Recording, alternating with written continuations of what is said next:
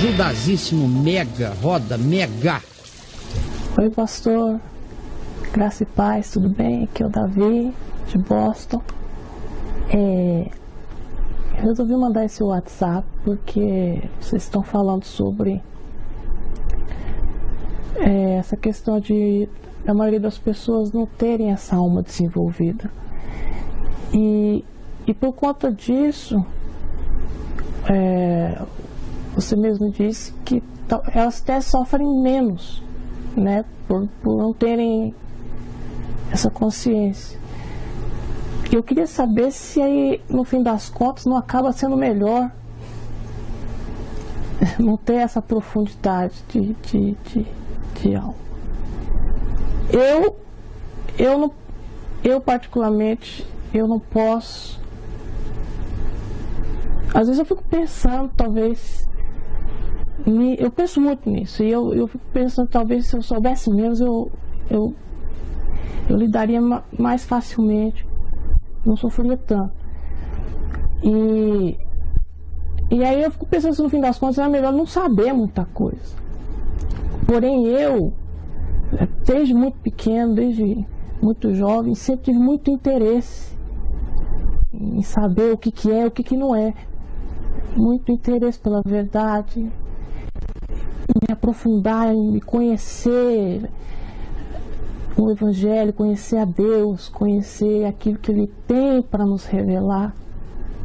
Eu não quero passar pela vida como uma topeira, né? Não tem como para mim. No entanto, eu lido, parece que eu estou cercado de gente que a maioria esmagadora mesmo, é difícil. Eu sofro pra caramba, porque eu não consigo ter comunhão. É muito raro. E é tão gostoso quando você encontra um ou outro, né, que a gente pode. É isso aí. Eu não quero me prolongar muito, mas eu acho que eu me fiz entender. Um abraço, um beijo muito carinhoso.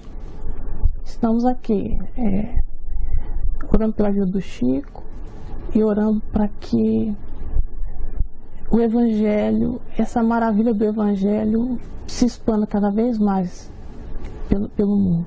Amém? Amém, Davizinho. Saudade de você, rapaz. Eu fiquei alegre quando eu vi você ali. Fiquei um pouco preocupado, porque eu achei você com muita olheira. E você está bem? Me diga alguma coisa. Você se fez amado. Você participou tanto aqui nos primeiros anos. Cantou pra gente quase muito. Toda semana ele mandava uma ou duas músicas, dava bem, uma opinião. E, enfim, fantástico. Não faça isso, não desapareça. Deixa eu dizer uma coisa a você, Davizinho. Quando eu disse naquele dia que nem todo mundo tem uma alma, todo mundo tem uma alma potencial para desenvolver, mas nem todo mundo desenvolve a sua. A maioria prefere ficar em estado de embrutecimento, de empedramento, de não sensibilidade, por mera covardia, por medo de amar, medo de se abrir, medo de reconhecer o outro, medo das coisas sutis, medo do que seja sensível. Muita gente, a maioria da humanidade é assim. As pessoas tentam ficar casca grossa e nesse processo de casca grossice elas acabam se tornando impermeáveis, impenetráveis. Eu então disse, gente que também não tem uma alma desenvolvida são pessoas que sofrem em geral muito menos no que diz respeito a ver o que acontece do lado de fora na vida. Porque elas são pessoas, são as que pulam por sobre mendigos, são as que não enxergam crianças caídas, são as que não estão nem aí para os barrigudinhos verminosos, são os que não se levantam para os velhinhos, são os mesmos que não são gentis com as grávidas, são os mesmos que esquecem a avó e o avô que os criaram quando eles começam a ganhar algum dinheiro ou a ficarem autônomos. São os mesmos que fazem o possível para não terem memória passada. Você já notou como a grande maioria das pessoas parece que de propósito vão apagando ou não se importam em tentar fixar memórias? Cada vez menos você encontra gente com memórias. Tem gente que não acredita, que no meu caso não dá para não acreditar, porque eu tive tantas testemunhas e tenho corroborando a maravilha da minha memória, que quando eu digo que coisas que aconteceram comigo com 2 anos e meio, tem gente que só acredita porque tem testemunhos amplos, tem corroborações. É difícil um cara como eu vir a público e dizer uma inverdade, porque a minha vida foi tão pública que eu dançaria na hora se eu ficasse falando inverdade. Seria fácil me devorar vivo se eu fosse um cara de papo furado. Mas as minhas memórias, eu tenho memória de 2,5, de 3, de 3,5, de 4, de 5, de qualquer idade da minha vida eu tenho memória. Memória do dinheiro que se usava na época. Porque eu me lembro das pessoas dizendo quantos réis, quantos tostões que aquilo ali custava. Me lembro das falas. Réis. Não, são 10 réis, não sei o quê. Não, isso aí são tantos tostões. E era uma maneira de medir. Uhum. O dinheiro foi mudando de nome, fui acompanhando, me lembro de tudo. Quando eu chego aí por volta dos meus 7, 8 anos de idade, está tudo nítido, até hoje. Minha adolescência é um filme ao qual eu acesso toda hora. Eu encontro pessoas que estão gordas, deformadas, que foram amigos da minha infância, que eu já não vejo há 50 e tantos anos. Eu encontro o cara, eu olho os olhos dele e enxergo ele, digo, fulano. Mas você lembra de mim? Ninguém me reconhece. O cara está irreconhecível. Eu só lembrei do brilho do olhar dele, de um traço humano singular nele. Uhum. E me lembro de todas as histórias, começo a contar, o cara leva um susto.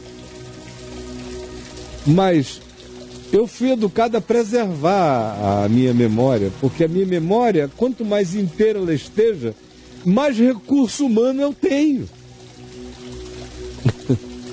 Será que não dá para entender que memória é um poder em seu favor? Verdade. É um poder extraordinário. Você carrega a enciclopédia da sua existência viva em você. Você não tem que consultar nada, nem ninguém, nem ir atrás de papel, nem de álbum. Está tudo escrito em você. Isso é maravilhoso. Então, voltando aqui a você, meu querido Davizinho, o que eu lhe digo é o seguinte.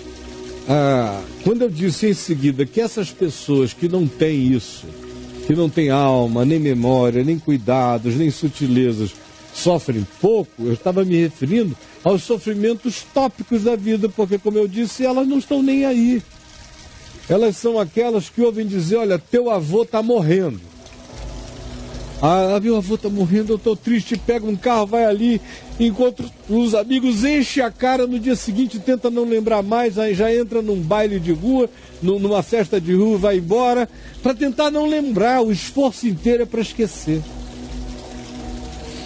Então, são pessoas que topicamente sofrem menos. Mas, por outro lado, são pessoas que não têm alma, estão anestesiadas. Vivem só de um mundo de informações externas. Do que leem revistas, veem na internet, trocam informações com os outros e chamam isso de vida. Vida para eles é uma troca de informação o tempo todo. Não tem alma, não tem sensibilidade, não tem percepção, não tem discernimento de si mesmo nem do outro, não tem o aninhamento da dor do outro no teu coração. A dor do outro em mim me humaniza. Infelicidade constatada como miséria humana me faz um ser humano mais feliz, embora me faça chorar muito. O que você tem que entender, Davi, é que bem-aventurados não são os de olhos secos, são os que choram, serão consolados. Felizes são esses sensíveis, são mansos, são os que se esforçam pela paz no mundo de idiotas briguentos. São os que buscam ter um olhar limpo num mundo onde todos os olhares são maliciosos ou já pré-definidos nos tópicos projetados sobre os indivíduos, dizendo, nessa circunstância alguém deveria estar sentindo isso. O limpo de coração faz o seu caminho com pureza de coração. Esses sofrem mais e são paradoxalmente mais felizes. Isso aqui é maravilhoso. É que esses que sofrem mais são os mais consolados. Esses que sofrem mais têm os olhos mais limpos. Esses que sofrem mais, enxergam mais, são aqueles que conseguem ver melhor o que de melhor tem-se para ver também. Então, por favor, não ambicione a existência do indivíduo em fuga. Por outro lado, o que eu entendi é que o que falta em você hoje, meu filho, é o equilíbrio da transcendência, o equilíbrio da glória no seu peito. Sim. Porque é o que Paulo diz. Se a nossa esperança em Cristo se reduz apenas a esta vida da vizinha, a gente se torna os mais infelizes de todos os homens também. Porque um cara que alcançou algum vislumbre da eternidade, alguma perspectiva do que é, da vida que é, da qualidade eterna de ser, e que se regozijou na alegria da vida eterna, esse é um indivíduo que vai sofrer neste mundo, mas vai andando e chorando enquanto semeia. É o que também Paulo diz aqui em 2 aos Coríntios. Lê em 2 aos Coríntios, capítulos 4, 5. Lê 2 aos Coríntios todo, quando Paulo fala dos paradoxos de gente como ele, de gente que tinha uma alma para sentir, tinha olhos para ver e se importava com o que via, mas também tinha um espírito que transcendia. Por isso ele diz que entristecido sim, mas destruído nunca, abatido de vez em quando, acachapado definitivamente jamais, pobre toda hora, enriquecendo a muitos o tempo todo. Essa é a tensão do existir, aonde o privilégio é ver o reino de Deus, é enxergar a vida. Agora, é claro que o mundo fica menor, fica muito menor, muito pequeno. De que tamanho você acha que é o meu mundo? O que eu fui aprendendo na vida é a me colocar em muitos patamares, para que eu não me torne um ente ermitão nem antissocial. Mas é claro que os meus prazeres relacionais, íntimos, se resumem a uma mão cheia, filhos à parte. Esses não são computados nesse processo. Estou falando fora a visceralidade da família, do carinho e dos relacionamentos do amor familiar. Falando daqueles que você chama para dentro da vida, com intimidade mesmo. É uma mão cheia no máximo, já é uma multidão. Agora, você aprende, como Jesus ensinou, a ter muitas formas de relação. É verdade. Que foi o que eu falei na semana passada, lembra? Falei como ele tinha essas formas de relação. Tinha duas mulheres amigas com quem ele tinha uma intimidade diferente. Tinha 3 homens amigos com quem ele tinha uma intimidade mais profunda. Tinha um grupo de mulheres que o serviam, com as quais ele tinha um determinado relaxamento de tranquilidade de alma. Tanto quanto havia aqueles 12 que ele chamava de amigos também e dizia: vós sois os que tendes permanecido comigo nas minhas tentações. Embora os mais frequentes na intimidade não passassem de 3. Para alguém que dizia que o mundo inteiro convergia para ele e que ele tinha sido enviado porque Deus amou ao mundo de tal maneira que deu seu Filho unigênito. Mas ele não andava com multidões, ele se deixava achar por multidões. Mas ele não dizia: que maravilha, vou passar 3 dias com 10.000 pessoas. Desculpa. Quem quer que pense diferente, mas para ele aquilo era missão. Ele podia dizer, oba, está chegando a casa de Maria e de Marta e Lázaro. Que legal. Meus amigos. Alguns poucos obas. E muita relação humana de carinho, serviço, cura. Olhando para ele, eu tenho aprendido a mesma coisa no curso da minha vida. Para essas outras relações, o tempo é mais curto. Você consegue ficar 2, 3 horas num ambiente assim. Não consegue ficar 2 dias. 2 dias você tem que estar com gente muito íntima. Do contrário, não dá. O desnível, o besterol, a tolice, a quantidade imensa de convocações para você rir do que não dá para rir, para aplaudir o que não dá para aplaudir, cansa. Mas a gente tem que ser generoso. Então, se você tem uma alma, e eu sei que você tem, equilíbria com um espírito que sorve, que celebra a glória de Deus. É só assim que a gente aguenta. Do contrário, ter esse olhar e não ter a transcendência da ressurreição, ter do Evangelho apenas o olhar exegético da vida e não ter a transcendência espiritual vinculada à glória de Deus, faz do cara, como disse Paulo, o mais infeliz de todos os homens. O que está faltando é doses, são muitas doses de ressurreição. Dose de glória de Deus. É o que eu faço sempre que o meu coração mergulha nas tristezas das apreciações do imediato. Na mesma hora eu me coloco no lugar da glória. E aí o que está doendo muito sem passar já tem um fim determinado.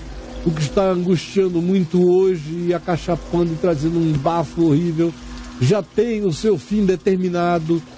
E tudo que não tem solução já está solucionado, porque eu já estou assentado nos lugares celestiais em Cristo Jesus, e isso não é uma evasão da realidade, é uma certeza em fé. E daí decorre um poder para enfrentar o que eu tenho de enfrentar na vida. É Romanos, capítulo 5, do verso 1 ao verso 6. Leia de novo, internalize, respire da vizinha. Vamos à luta, levante-se, meu filho, compõe uma música linda, mande para mim. É isso aí. Um beijo.